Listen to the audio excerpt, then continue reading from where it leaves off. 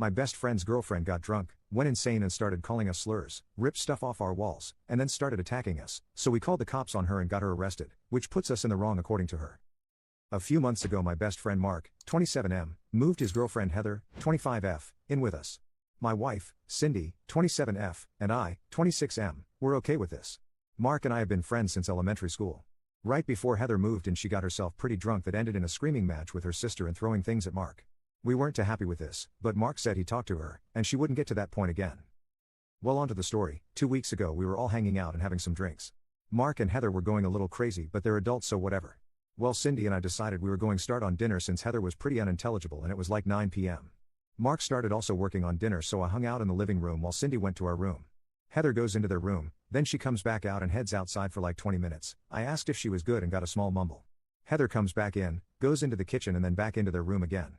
At this point Mark is done making their dinner and goes into their room. Mark comes out and sits with me in the living room and we are talking about my brother's upcoming bachelor party. We then hear banging coming from their room.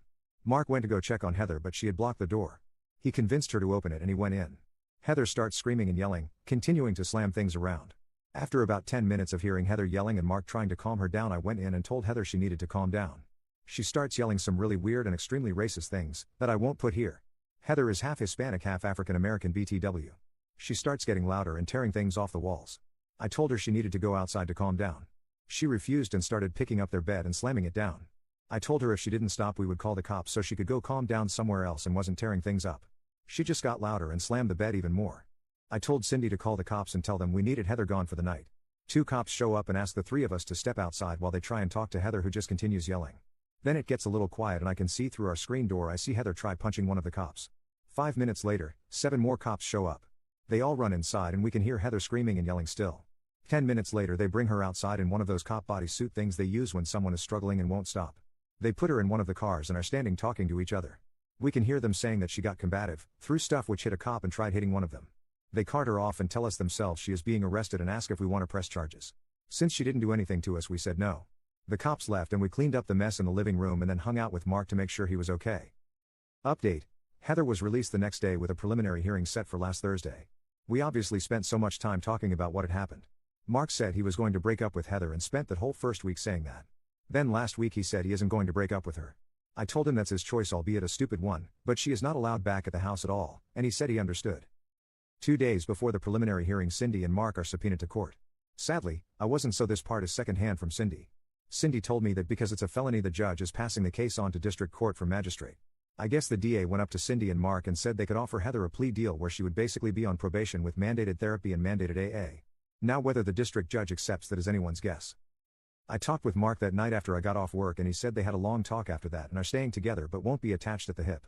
Mark also said Heather doesn't remember anything after we stopped hanging out. He has spent every day since then with her, but that's his thing, so I don't really care.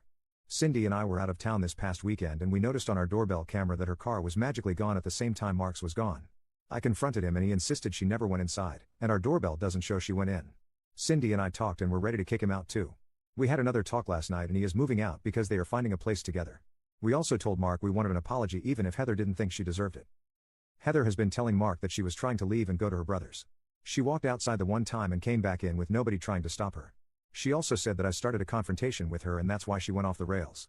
I called BS because why would we try to stop her from leaving unless it was in a car, and we also asked how she knows this if she was supposedly so blackout that she doesn't remember anything. Mark claims he doesn't remember anything until after the cops left. Which is not true because we talked about what happened multiple times over the days after this occurred. He's just being an idiot and we won't be dealing with it anymore.